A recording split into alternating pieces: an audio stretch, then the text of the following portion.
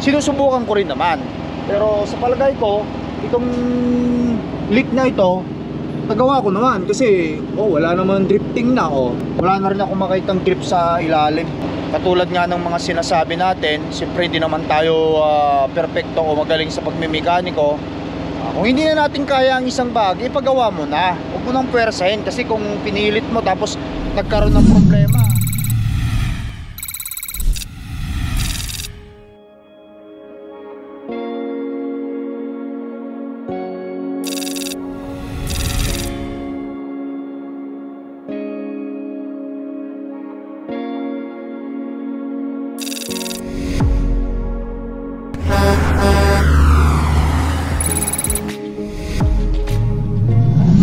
Guys, ayan, magbabalik tayo. Dito ako pumarada kaganina, no? Kita natin, nandyan yung bakas ng coolant na tumagas. Ayan, tumutulo siya pa rin. Ngayon, plano ko siyang higpitan. Buksan natin ulit.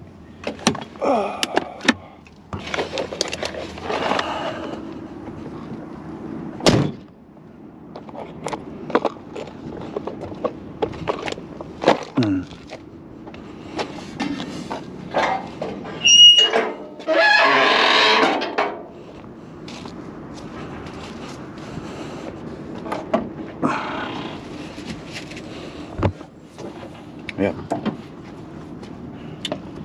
Plano ko siyang subukang higpitan, guys. Yung na yan, baka sakaling kulang lang sa higpit. Ayan, naglililik talaga. Yung drip, hindi naman malakas, nagdi-drip talaga siya. Halatang doon nang galing yun, nakita natin. Diyan nang galing sa loob na yan. Ito, kaya higpitan ko ito. Ayokong persan kasi baka mabali lalo pang magka-problema. Subukang higpitan, tapos titignan natin kung may mag-leak pa. Meron lang tornilyo doon, thread. Nahigpitan ko, subukan kong higpitan ito para sa ganun malaman natin kung sakali man hindi talaga pwede, magpapalit tayo ng ganito. Siguro ito kasi ito lang naman yung guys, ito lang naman dito yata yun yung ito ang lumuwang, o itong thread na to ang lumuwang. It's either way, nasa dalawa ito. Yan ang naglilik na yan, lumuwag siya. So subukan natin kalikutin. Subukan natin gawa ng paraan. May mga tools ako rito.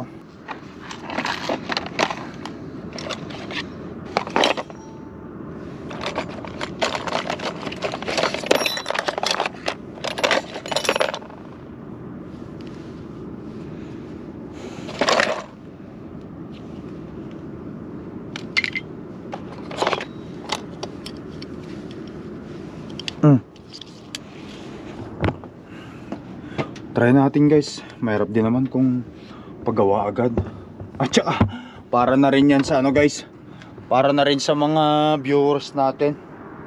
Makita nila na kinukumpuni ko rin yung truck ko. Mahirap din naman kung puro tayo bayad. Subukan din natin. Ito nga yung sinasabi ko, Ayan, guys, hindi ako marunong sa mekaniko. Itong mga ganitong bagay sinusubukan ko rin naman. Kung mapanood nyo to, mga baser na magagaling talaga sa mekaniko, kahit pa siguro nakapikit kayo, kayang-kaya nyo kalikutin yung truck nyo. Ako hindi ko kaya yun. That's why I say I envy. Nagsiselos ako sa inyo kasi magagaling kayo. Ayan, katulad nito, gagawin ko rin naman ng paraan, susubukan natin ayusin.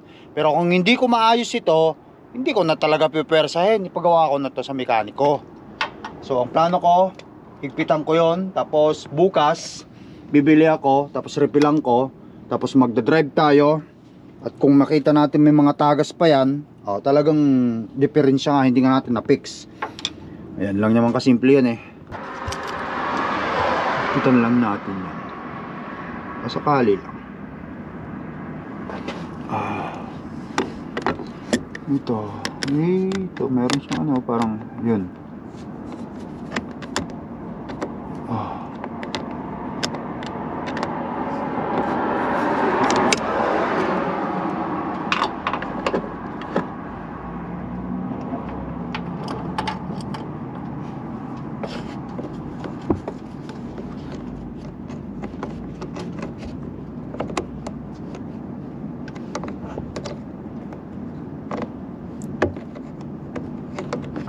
50% kasi baka mamaya lalong maputol ko ito. Ano man dyan eh. Naku po, patay na. Tutulo na yung ano dyan. Tutulo na yung coolant ko dyan.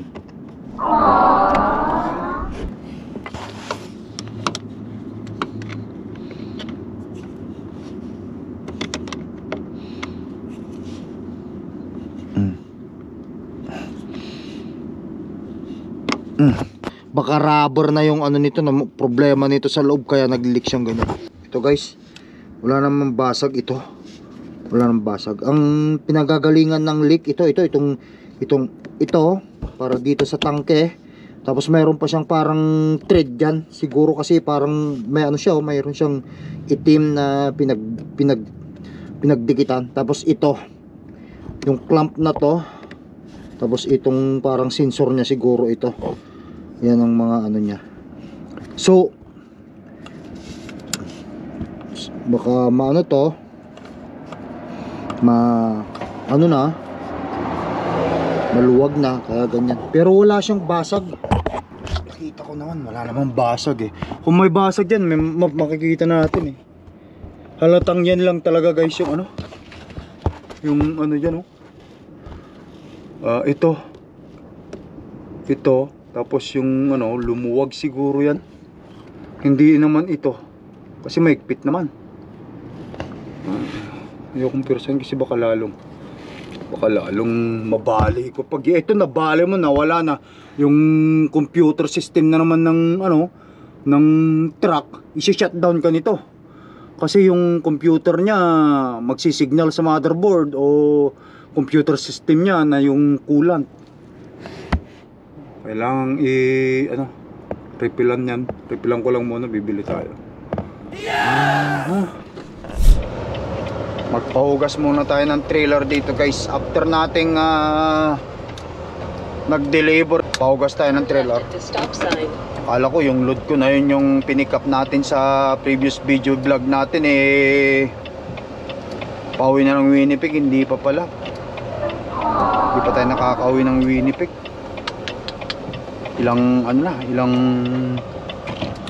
araw na. Baka abutin ako ng isang buwan dito sa karsada. Matagal-tagal na rin ako guys ha. 22 ako umalis. Ngayon hindi pa ako umuwi. Nandito pa tayo sa US. Pahugas tayo trailer.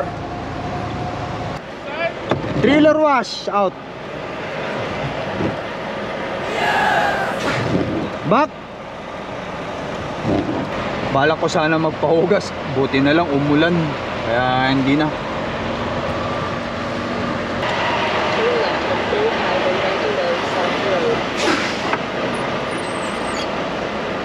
Okay.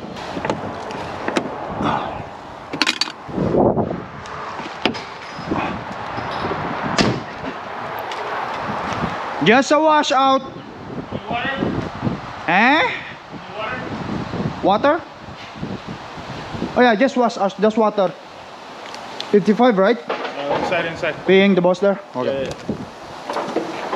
So how's your weekend, guys? Good. Guys have a vlog here. You're already in the vlog again.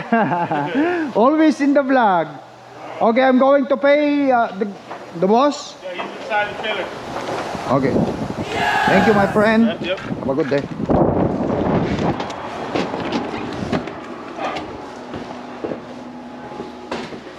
Sarap ng buhay, nakaangat pa rin pa ah. Number? 2098. 098. Yeah, man. No, I'm okay. No, No, I'm just take one. well then I did just Do you have? Oh, okay. Yeah. Are you sure? Yeah, man, come on. Okay. It's only gum. It's all. Oh, I thought you're selling them. I do sell them. You do? How Yeah. much is it? I don't know, like $2 or $1.50. I don't You sold them? No, it's okay. No. Hey, man, take it. You do. Come on. Are you right? Oh, it's a gift. Okay. Yeah, Okay. Thank you. yeah, man. Yep, that's it. Thank you, my friend. Yeah, man. Yeah, check those Okay. prices and let me know so you know what do they cost over there and We'll see. yeah, buy them from me. Yeah. Thank you. Thank you. Also this one. Okay. No problem, brother. Okay. Tara guys. Guys, meron tayong ano. home.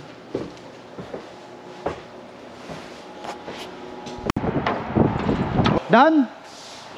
Everything done? Okay. Make sure you guys is close. Okay, perfect. Thank you. Have a good one. Yep, you too.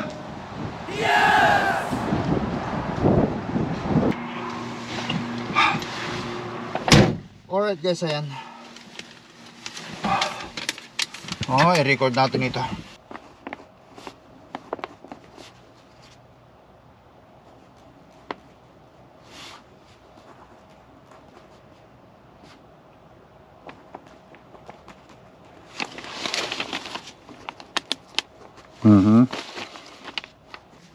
Alright, ayan. I-record natin. Kailangan kasi ito guys record lahat para sa ganun mabayaran o may balik sa atin yan. Malaking halaga yan. Sabi nga nila, every penny in the road is importante. Ayan, ang Lakay Trucker. Guys, gandang umaga. Nagbabalik tayo. Ayan, andito na tayo ngayon sa Tumwater, Washington. Ayan, beginning of the day, inspection ulit natin ang truck. I-check natin. Kasi, nakita nyo naman, kinalikot ko yung truck ko. Sinubukan kong higpitan ng konti yung dun sa ilalim. Tinitignan ko kanina, parang wala na yung nag-leak. Huminto na yata guys. Nakita nyo, parang medyo tuyo-tuyo na siya parang tuyot na. Wala na yung parang nagdi-drifting. Wala na rin ako makitang drip sa ilalim. Na yung talagang tagas. Ayan. At hindi naman siya nagbawas. Kung nakita nyo. Pero hindi pa rin ako papakumpiyansa, no? Bibili pa rin ako kahit ng mga dalawang coolant. Re-refillan ko ito. Kasi nasa minimum ito, ang guhit na to. Ayun yung max. Refillan pa rin natin. Sabi ko, tamang higpit lang siguro ang kailangan nito. Yung ano natin, bago natin ipa-check sa sa mekaniko. Ayan guys, kung puro mekaniko naman tayo, tama yung man sinasabi yung mga iba, puro mekaniko, mauubusan din tayo. Pero kung hindi na talaga natin kayang gawin ng isang bagay, katulad nga ng mga sinasabi natin, siyempre hindi naman tayo perfecto o magaling sa pagmimekaniko. Kung hindi na natin kaya ang isang bagay, ipagawa mo na. Huwag mo nang pwersahin, kasi kung pinilit mo tapos nagkaroon ng problema, ayun, tatawag ka ulit. Pero kung ang mekanik ang gumawa, kahit papano, yung mga bagay na yan, masasabi mo sa kanila na ganito yung ginawa nyo, parang hindi naman yata tama. Meron kang claim, kumbaga sa makakahabol ka. At pwede mong ibalik at ayusin nila ng libre. Pero kung ito, pinakikialaman mo, gagawin mo, siyempre gusto rin natin yung gawin yung ating mga equipment dahil para iwas din masyado sa gastos. Sinusubukan ko rin naman. Pero sa palagay ko, itong leak na ito, nagawa ko naman kasi wala naman drifting na. Nakikita natin, wala nang tumutulo. Pero hindi pa rin ako papakumpiyansa. Ayan, parang nagawa ko rin yata guys. Nagawa ko sa kunting pigpit lang yung ginawa natin nung nakaraan. Ayan, tuloy-tuloy lang. Bibili pa rin ako. Punta ako doon at bibili. Refillan natin to. Sabay ikutan na rin natin ng unit natin.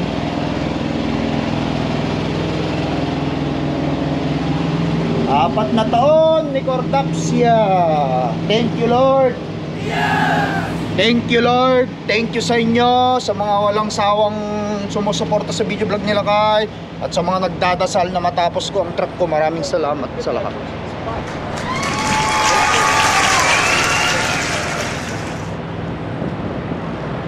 So far, wala akong nakikitang diferensya sa unit natin. Ang kailangan ko lang, bumili muna at refillan natin. Marami pa. Tara, bili muna tayo. Lagay ko lang itong gloves ko rito.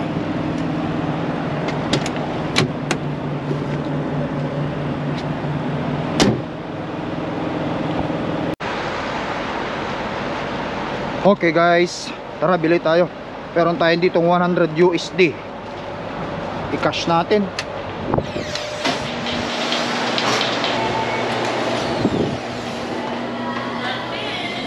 Oh, Flying J. Ito yata yan. 50-50. Anti-freeze coolant. Wala sila yung mga katulad ng ano eh, ng recommended ng Volvo. Tanong muna natin. Tingin muna tayo rito. So 21 ang isa oh.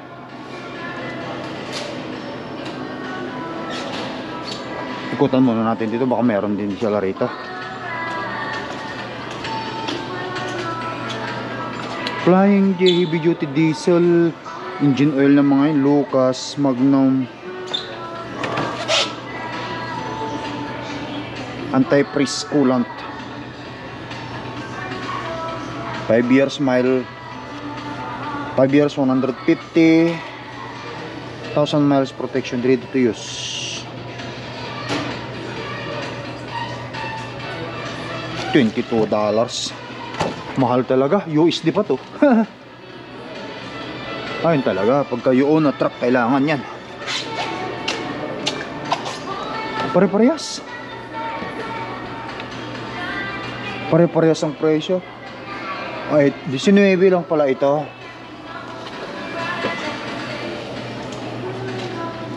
Kailangan natin ng dalawa. Morning! Just to make sure this is coolant, right? Yep, they're both coolants, but they're two different coolants. So this one's gonna be yellow, this one's gonna be red. But they're the same. Which one is better? Well, this one's more for big trucks, this is more for auto, for cars. Oh, I'm going to get the big truck. Yeah, so just make sure you get the one with the red cap. Thank you. It means a lot. I have a Flying J. Scan it. Hopefully I can earn some points. Perfect. $47.89. Yeah, I have a cashier. 2 for $60. I'll give you that.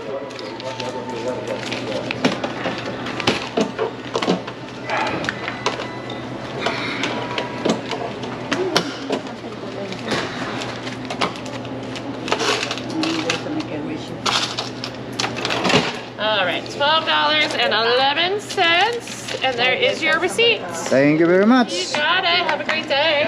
Yes, ma'am. You too. Stuff went down. Alright. Tapos ito, kailangan natin tong resibo na to kasi papile natin ito sa expenses ng ating unit truck. Picturean ko na kasi baka mamaya mawala ako pa. Mahirap na. Expenses ng ating truck.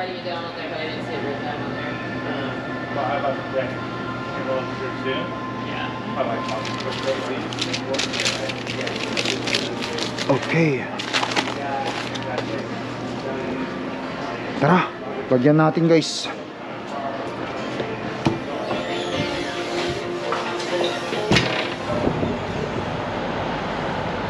Lagay ko tong isa.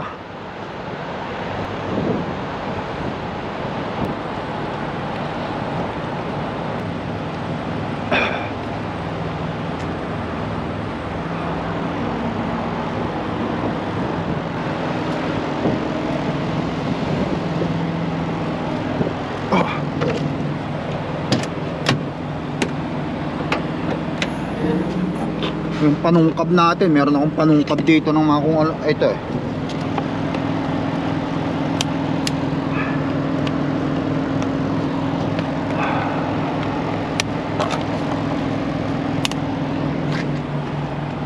Nating iano yung mga basura natin kasi baka mamaya. Ito. Tawag natin sa basura.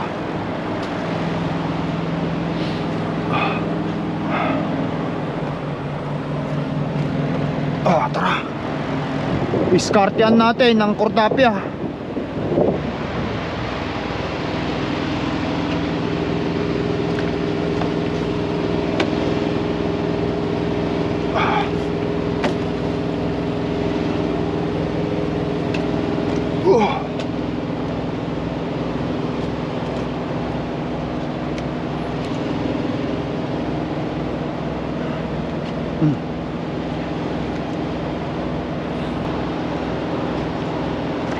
Yun.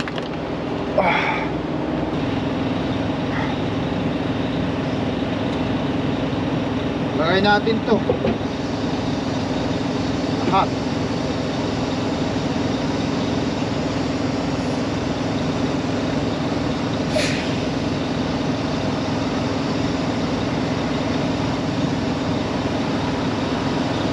Bali, kulang-kulang $50 USD times 1.50 ang palitan sa Canadian. Paano yung 45 times 150? Nasa ano yun guys? Oops. Nasa 75 siguro, hindi ako nagkakamali.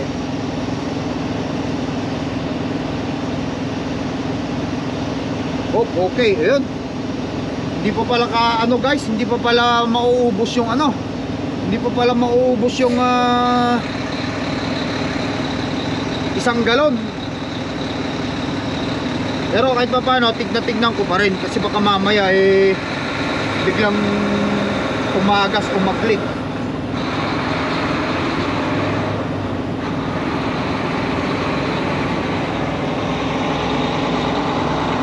Nasa natin yung tulo. So ayan minimum, ito yung max. Parang wala rin na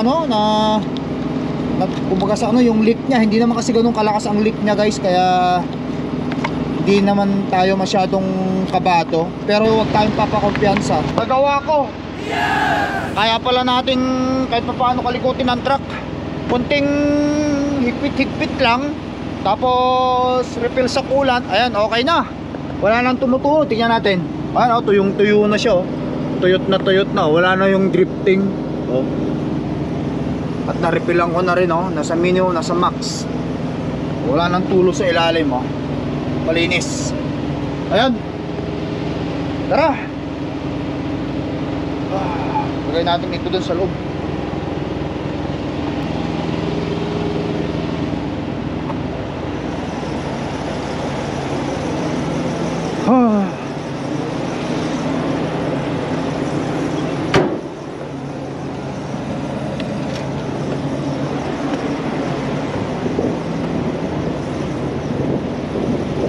Ito kasi mga ganito ko, dito ko nilalagay sa kabila para balance yung bigat ng truck ko.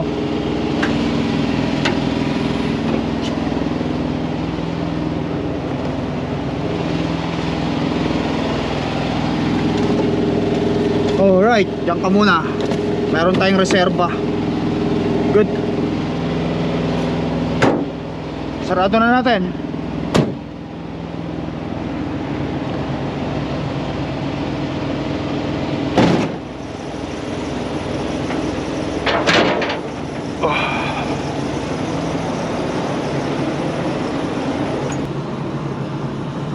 Ayan. Pero ganoon pa man, pakiramdaman ko pa rin. Hindi ako papakumpiyansa kasi mahirap na, di ba? But anyway guys, ayan, natapos na naman yung ating isang yugto ng video vlog. Yun, tamang check lang, kalikutin ng truck. Pagka hindi na kaya talaga, magtawag na tayo ng ng mekaniko. Yung mga basic na ganyan, suka natin gawin. Pero kung hindi natin kayang gawin, tulad nga lang sinasabi ko, ipaubayan na natin sa mga mekaniko. Kasi hindi tayo magaling sa pagmimekaniko guys Kasi kung magaling ako sa pagmimekaniko, hindi na ako magta-truck driver, magmekaniko na lang ako. Ganun lang kasimple yan. Alright guys, thank you for watching. Ingat kayo lagi. Thank you very much. Pagpalain tayo ng poong may kapal. Peace up guys, bye bye for now.